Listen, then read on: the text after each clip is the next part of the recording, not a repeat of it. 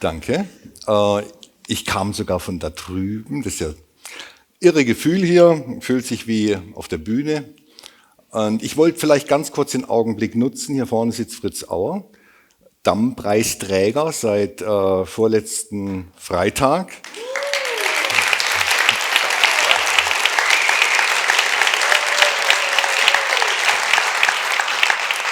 Weil ich konnte leider nicht dabei sein, um den Preis zu übergeben. Zu Recht fürs Landratsamt. Hast du mal den Preis gekriegt? Ja, genau. Ja, genau. Ja. Nee, das wollte ich noch kurz sagen. Okay. Als du angerufen hast, wir machen hier das Format, da war mir das nicht so ganz klar, auf was das eigentlich hinausläuft. Ich glaube, das ging uns allen drei ja so, dass wir so ein bisschen gepuzzelt waren. Und wenn ich jetzt das Ganze heute angucke, dann ist es ja so eine Schnittmenge. Ich weiß nicht, Stefan Benisch, ist der heute da? Das ist ja vielleicht... okay, weil das ist... Gibt es da so eine Art von Überredakteur? Das ist ja so ein bisschen schon auffallend. Ne? Vielleicht ist es ja gut, dass er heute nicht da ist, weil wir natürlich alles Kinder aus diesem Büro sind. Thomas Auer nicht, oder fast auch. Ich meine, da steckt ja auch ganz viel drin. Und Katja und ich, wir sind sogar noch beide aus dem Schwarzwald. Südschwarzwald am Hochrhein, idyllisches Fleckchen, da komme ich her. Und du hast vorher dich selber gefragt, was macht der Schwarzwald aus? Mir hat mal einer gesagt, der Schwarzwald ist auf Fels. Und das macht einen Unterschied, ob du auf einem Felsen groß wirst oder auf dem Sand oder auf der Erde. Wir sind Felsenkinder. Und es war, wie gesagt, jetzt nicht so viel Zeit, wo ich mich damit beschäftigt hatte. Und dummerweise war das dann so, als man nämlich drüber nachgedacht hat, kam man schon ins Schwitzen. Also so richtig wohl fühlt man sich ja da nicht. Das ist ja schon so eine Eigenschau. Und dann habe ich meine Mutter angerufen und habe gesagt, Mama, ich brauche Bilder aus meiner Kindheit. Und sie kann gut mit dem Handy umgehen. Und weil das war Samstag, zum Schicken war es zu spät, dann habe ich zu ihr gesagt, Mensch, das musst du fotografieren und mach ein Foto und schick's mir. Und dann hat sie mich gefragt, für was brauchst du das? Und dann habe ich gesagt, ich halte einen Vortrag. Aha. Ja, geht's dir gut? Und ich glaube, die hat befürchtet, dass wir hier so in dieses, dass das so, ich bin ein Star, holt mich heraus, in irgend so eine Nummer reingeraten sind. Und sie hat mir dann das Foto geschickt. Ja, ich bin groß geworden in einem sehr gutbürgerlichen Haushalt. 3 Jungs, Jochen, Thomas, Martin. Allein die Namen sagen ja schon was. Und ich bin der Jüngste, der mit dem Teddybär. Habe eine glückliche Kindheit mit meinen 2 Geschwistern. Der mittlere leider zu früh verstorben.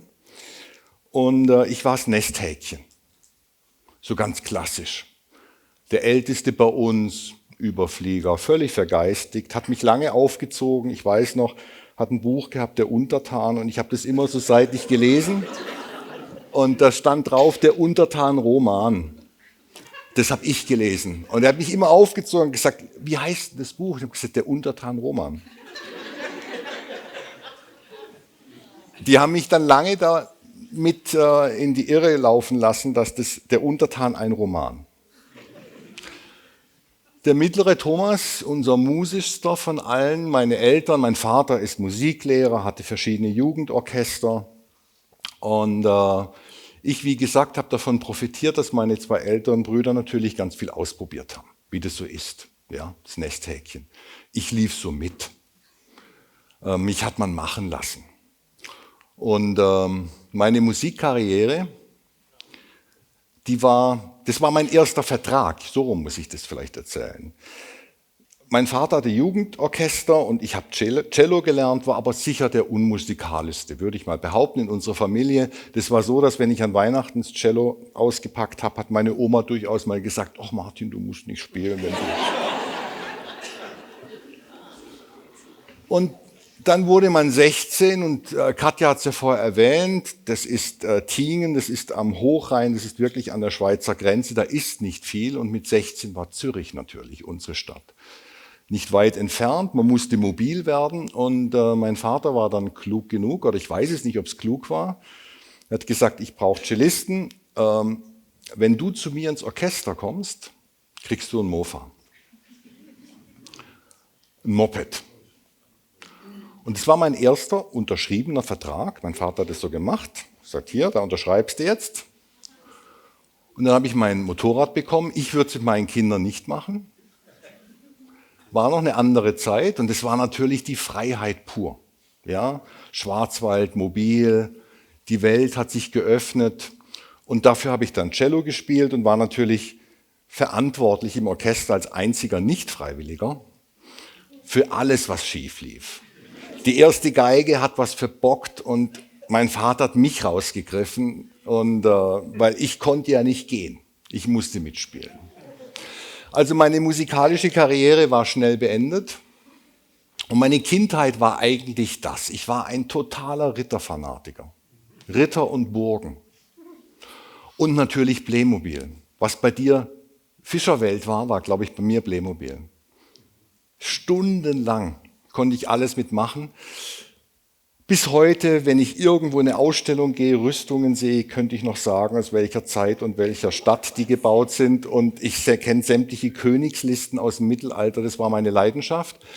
Und das war vielleicht mein erstes architektonisches Werk, war auch dann, ich habe bei uns im Garten eine Burg aus Beton gebaut, die steht immer noch. Und habe mich wahnsinnig geärgert, das sieht man mal, da war ich ja kein ausgebildeter Architekt. Ich hatte die fertig betoniert, wusste natürlich nicht, dass das dann alles reißt, buff, buff, buff, und habe meine Playmobil-Männchen reingesetzt und dann ging aber die Zinnen gingen den Playmobil-Leuten nur bis hierhin. Und damit war die Zinne ja völliger Blödsinn, das wusste ich von anderen, von richtigen Burgen. Und dann stand die im Garten, aber die wurde nie richtig bespielt, weil die nicht im Playmobil-Maßstab gebaut war.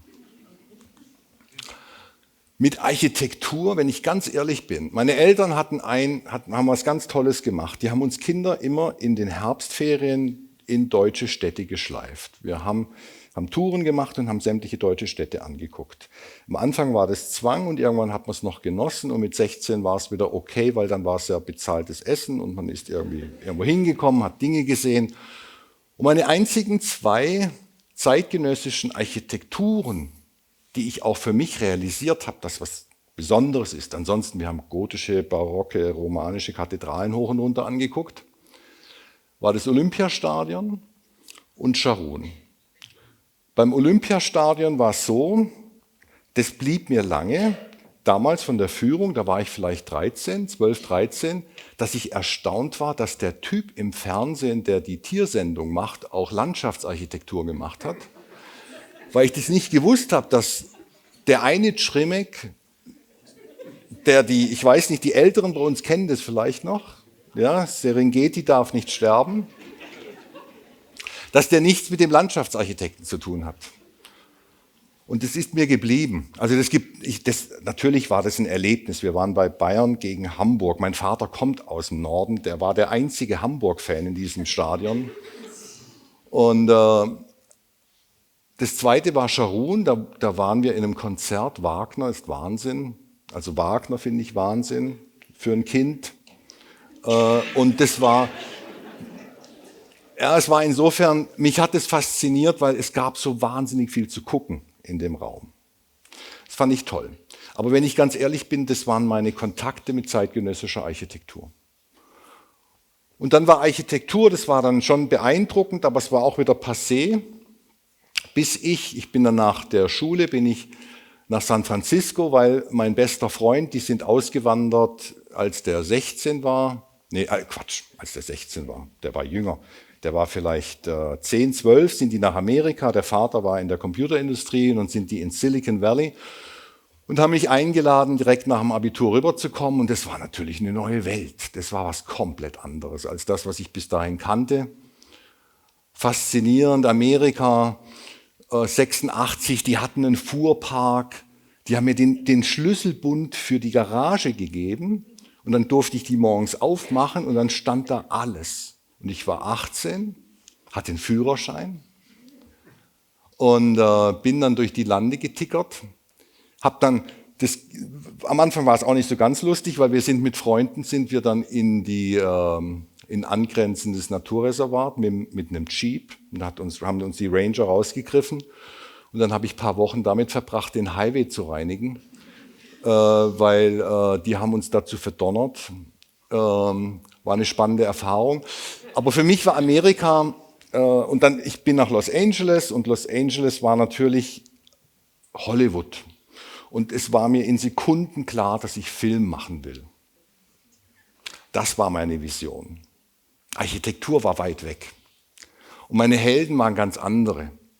Ja, und das waren die großen Amerikaner, natürlich dann auch mit dem leicht älter und Film kennenlernen, dann auch intellektuelleres Kino. Ich war nie ein großer Fan vom deutschen Autorenkino. Ich fand immer die Angelsachsen oder Italiener, Antonioni und so fand ich spannender, die echten Geschichtenerzähler. Und das war mein Berufswunsch. Und am liebsten einen großen Kostümschinken auf Breitleinwand. CinemaScope. Peter Greenaway, ich weiß nicht, der ein oder andere kennt ihn, hat ja auch mit Architektur zu tun. Fantastischer Film. Habe auch noch lange im Studium, da sitzen hier auch ein paar Freunde von mir, die das bestätigen können, durchaus gequält damit, dass man dann ins kommunale Kino irgendwelche im Nachhinein auch zum Teil schwachsinnigen Filme angeguckt hat, über die man stundenlang debattiert hat. Auf jeden Fall, das war meine ältere Jugendzeit, 18, 19, 20, da war mir klar, das möchte ich haben. Und dann hatte ich das große Glück, dass ich dann irgendwann auch mal meinen Jugendtraum verwirklichen konnte. Ich war eine Zeit lang beim Fernsehen und beim Film, habe Kameramann gemacht und jetzt weiß ich nicht, wie ich diesen Film zum Starten bringe. Ich probiere es mal so.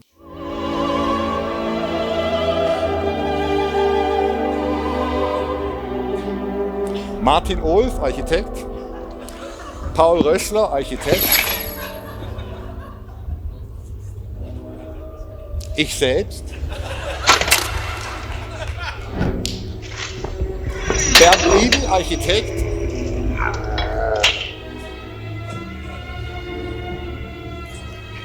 Man darf ja träumen im Film, da bin ich natürlich der Held.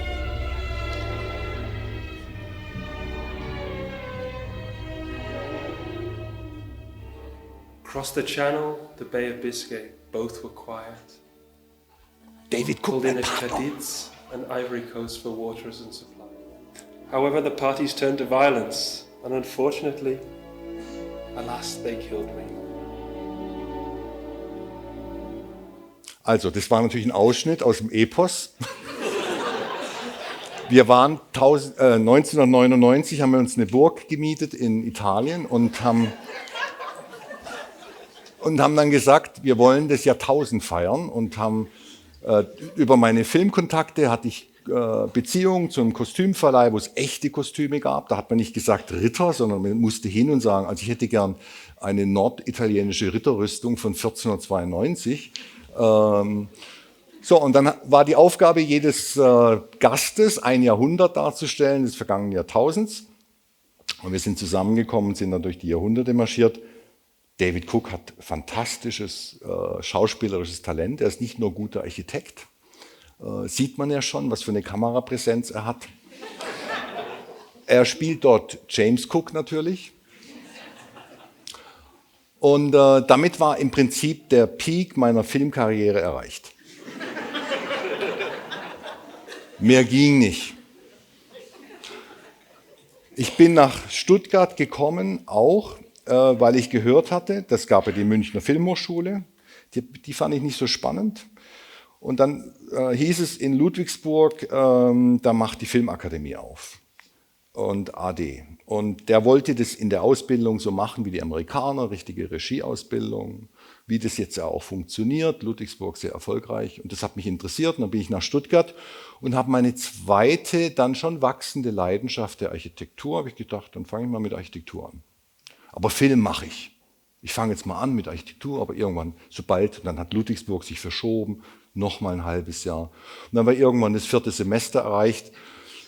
Und als dann in Ludwigsburg dann habe ich die Bewerbung gemacht, dann hieß es, ja, alles gut, aber du musst noch mal jetzt zurück ins Praktikum. Und damals hatte ich eine Firma, habe nebenher noch Werbefilme produziert und so. Und dann dachte ich, nee, Kamera, jetzt wieder Kabel schleppen irgendwo, das mache ich nicht. Jetzt bleibe ich bei der Architektur. Und im Nachhinein war das ja auch gut. Das ist mir aber geblieben. Jetzt weiß ich nicht, jetzt geht das nicht mehr. Wo muss ich denn hinzeigen? Da, doch. Also bis heute schleppe ich eine Kamera durch die Gegend. Meine Freunde, die mit mir reisen, die kennen das. Stativ tragen, meine Kinder, meine Familie aufs beste Licht warten. Ist eine Leidenschaft geblieben, aber ich glaube im Nachhinein auch ganz gut, dass es eben nur ein Hobby ist und nicht mehr der Beruf. Und ich habe dann Architektur studiert in Stuttgart und in London. K1, K2 haben wir heute schon gesehen. Ich hatte das Privileg, bis heute Pappmodelle rumzutragen. Und das ist auch nach wie vor, ich habe es heute wieder gedacht, im Büro, das ist doch so was Schönes, dass man bis ins hohe Alter, muss man jetzt ja fast schon sagen, noch Pappmodelle baut. Und dann sind die Filmhelden sind langsam so ausgeblendet und es kamen neue Helden. Und die Architektur, die wurde natürlich auch immer befeuert, nicht nur durch das Studium. London war noch mal eine ganz große Geschichte für mich, weil ich habe dort sehr viel tolle zeitgenössische Architektur erlebt, war in diesen ganzen Riba, AA und Bartlett-Vorträgen. Und das Reisen war aber genauso ein wichtiges Momentum für meine jetzige Frau und mich. Wir sind sehr um die Welt getickert. Und ich möchte es auch nochmal wiederholen, was der Thomas vorhin gesagt hat. Das ist ja diese Balance. Wir haben jetzt gerade die Diskussion bei uns in der Familie. Unsere Tochter wird Flüge, geht aus dem Haus. Was sage ich denn als nachhaltiger Architekt, wenn die jetzt plötzlich reisen will? Sage ich, nee, das darfst du nicht mehr. Sage ich nicht. Jetzt muss ich halt Bäume kaufen irgendwo, damit sie sich das leisten kann. Weil ich glaube schon, für die Gesellschaft ist es wichtig, dass dieser Kontakt erhalten bleibt und dass wir weiterhin, weil ich merke es in meinem eigenen Leben, was mir das für Impulse gegeben hat, andere Kulturen zu erleben und wie engstirnig man werden kann, wenn man das nicht hat. So. Auf jeden Fall, das waren wichtige Momente und es gab neue Helden. Morphosis, das war einer meiner großen Stars. Ja, The Fascination with the Unfinished. Was für eine Aussage. Dieser Rhythmus, die Tektonik, die Linie. Wir haben bis heute Diskussionen im Büro über die feine und die dicke Linie. Ja, über dieses Ausbalancieren von einer Figur. Das ist ja mehr eine Skulptur, das ist mehr Kunst. Und dementsprechend sah auch hier mit Bernd Liebel, der sitzt auch irgendwo hier, das Diplom zusammen gemacht. Und wir waren natürlich, wir haben die Faszination des Unfertigen haben wir zelebriert. Damals hier, ich habe ihn vorhin entdeckt, Dieter Hermann war unser Diplomvater. Das heißt nicht so, wie heißt es? Diplomvater? Nee, ja, so ähnlich. Cooler Professor.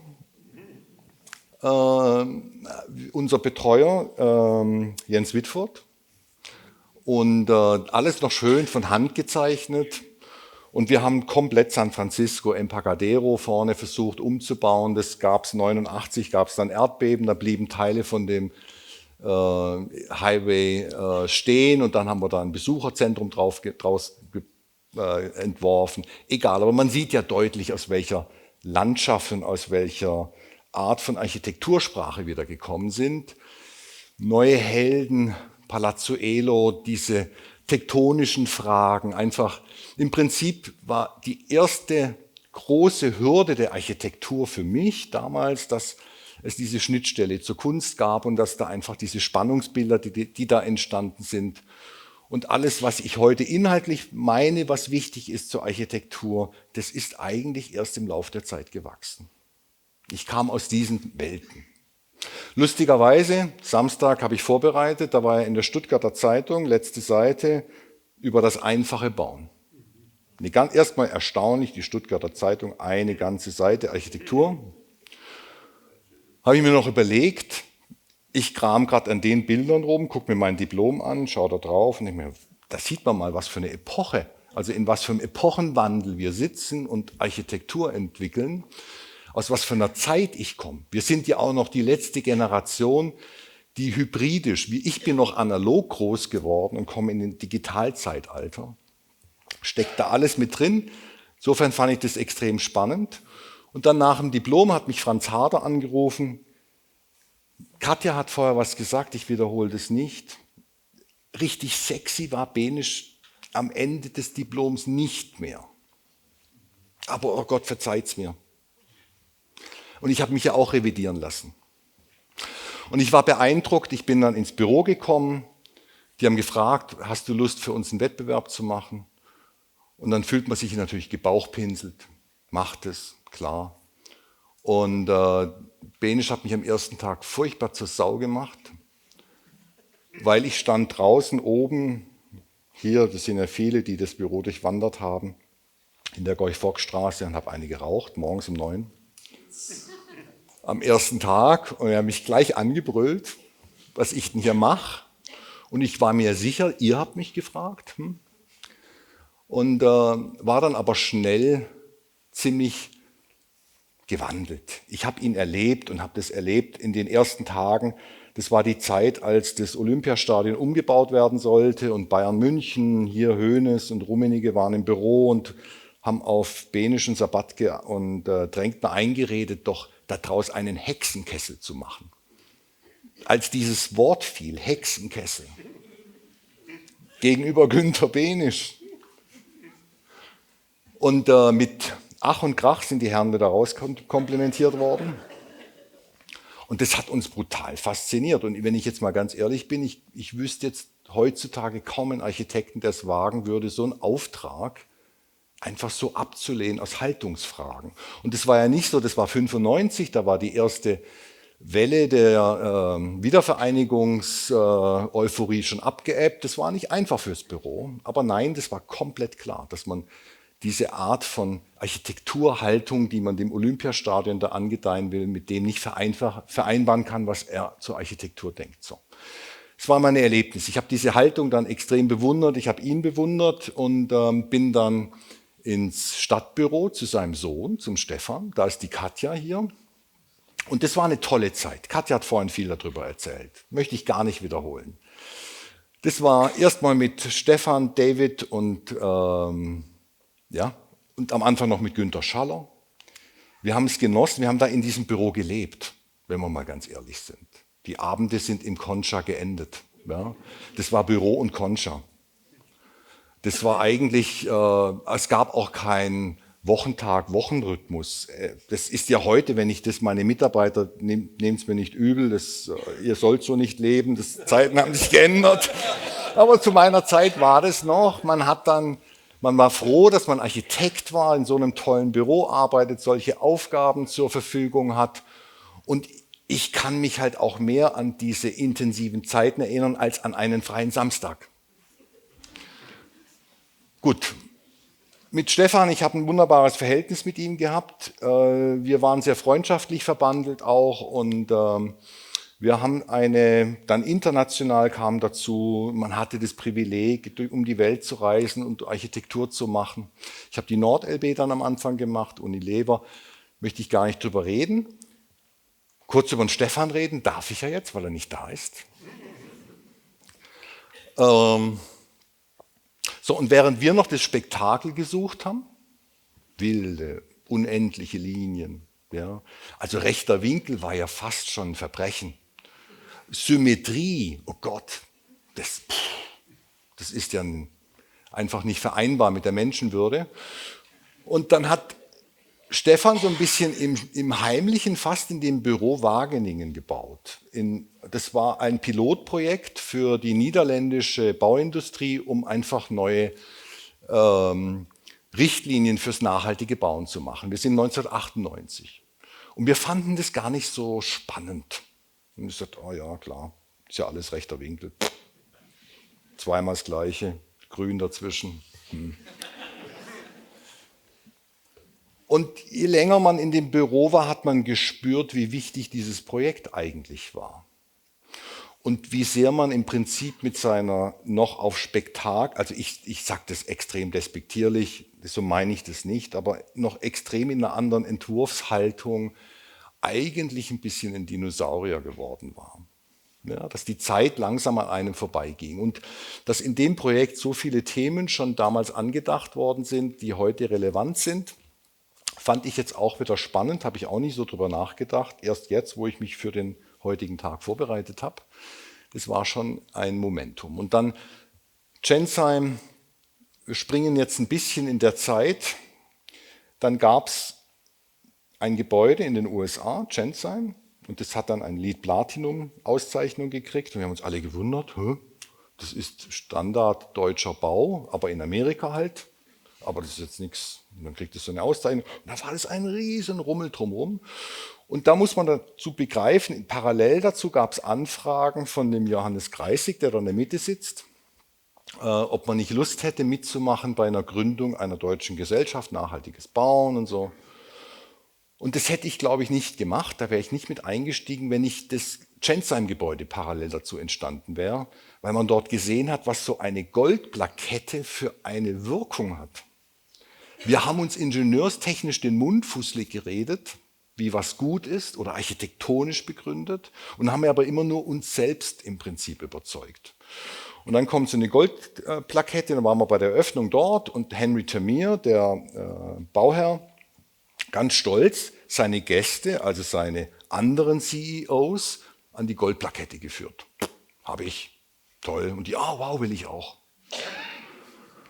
Und dann fand ich die Idee, DGNB, haben wir dann gesagt, Mensch, der Sportsgeist, der dahinter steckt, ist doch gut als Multiplikator, weil zu dem Zeitpunkt war dann auch schon dieses Thema Nachhaltigkeit in mir gesetzt als ein Thema, weil dann meine Kinder sind auf die Welt gekommen, hier meine Frau natürlich auch genauso wichtig. Du hast gefragt, was ist meine Motivation, wo kommt alles her? Da spielt sie eine wichtige Rolle. Und mit den Kindern hat sich das Leben verändert. Man hatte eine andere Verantwortung und parallel dazu haben wir mit Transolar zusammen, Thomas wild diskutiert, mit der Nina Rappaport und eine Ausstellung bei AEDIS gemacht, Ecology, Design, Synergy und Nachhaltigkeit plötzlich auf den menschlichen Maßstab projiziert. Nicht über Technik gesprochen, sondern was tut's denn mit den Leuten? So, und das sind ganz viele Momente in diesem Zeitfenster zwischen 2003 und 2008 entstanden. Verrücktheiten, Thomas, du entschuldigst, das ist auch Thomas Auer.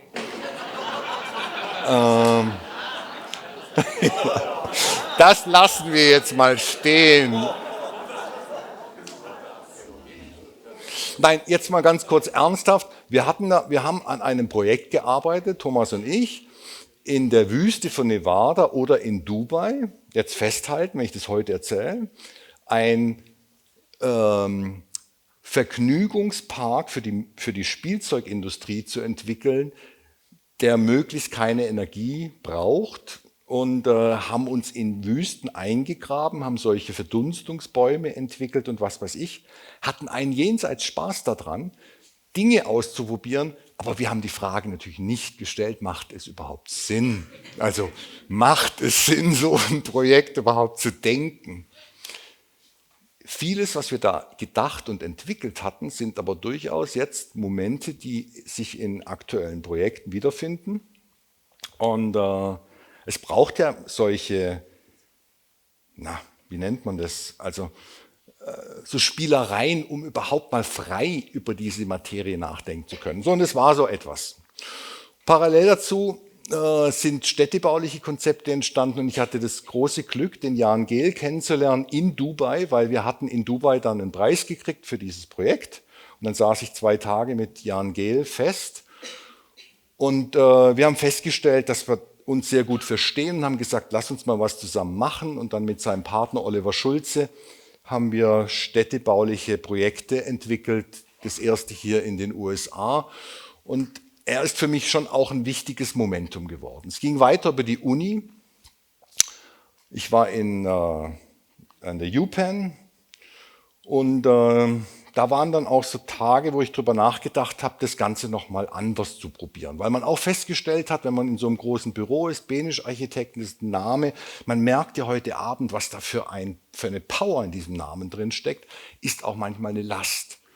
Und und irgendwann kam die Abenteuerlust und dann mit dem Stefan und mit dem David zusammen gesagt, lass uns das doch nochmal anders probieren. Wenn wir neu starten, Dann haben wir die Last nicht und wir probieren das nochmal als eigenes Büro.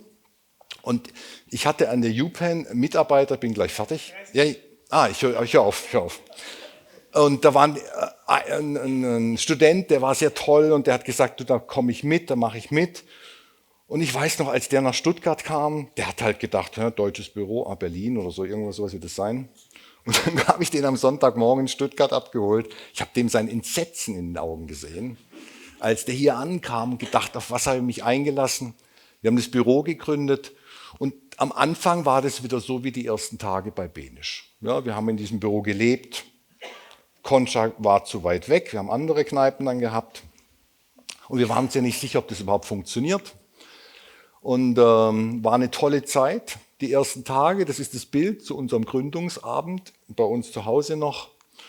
Heute sind wir ein fast schon normales Büro, stehen da brav vor einer grauen Betonwand, haben jetzt 10 Jahre hinter uns, aber eigentlich sind wir schon noch, denken, dass wir Helden sind und dass wir die Zukunft besser machen können. So, und jetzt bin ich still. Vielen Dank.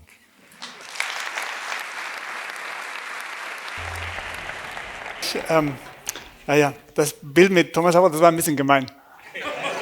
Aber ich muss zu meiner gewusst, noch lang da gelassen. Ich muss zu meiner Entschuldigung sagen, ich habe dem Thomas Auer das geschickt am Dienstag und gesagt, Thomas, ich zeige das. Ist das okay? Dann hat er ja den Vortrag wahrscheinlich schon vorbereitet, dass er dachte, ach, schade, meine Bilder habe ich schon fertig.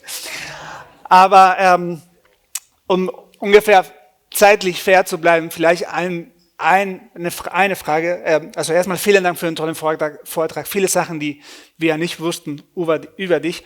Und es ist auch interessant, dass du erwähnst Sachen wie dieses Projekt mit Thomas Auer in Dubai. Habt ihr nicht gefragt, ob das Sinn machte? Hast auch das Projekt gezeigt mit diesem Lead Platinum und dann die Gründung von DGNB. Da ist schon mittlerweile 10 Jahre her. Das Büro ist auch 10 Jahre her.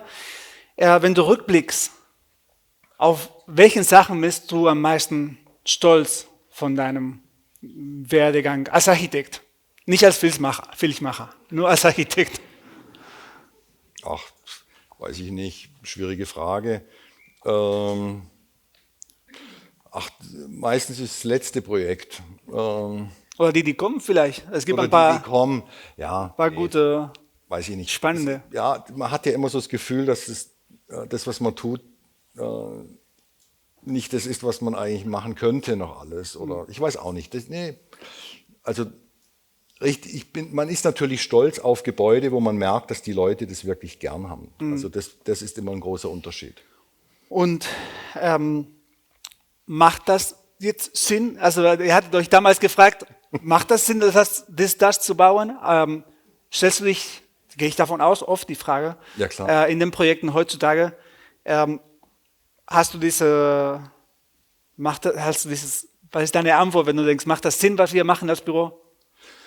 Ich hoffe es, sagen wir mal so. Also das ist jetzt, hört sich alles sehr flapsig an, aber was da drin steckt, ist ja, dass es man merkt in der eigenen Biografie, was für Brüche da drin sind. Und man merkt ja schon, dass in der Zeit, in der ich Architektur gelehrt bekommen habe und gelernt habe, die Grundfrage, das Framing, wie man so schön sagt, zu der Aufgabe eine völlig andere war.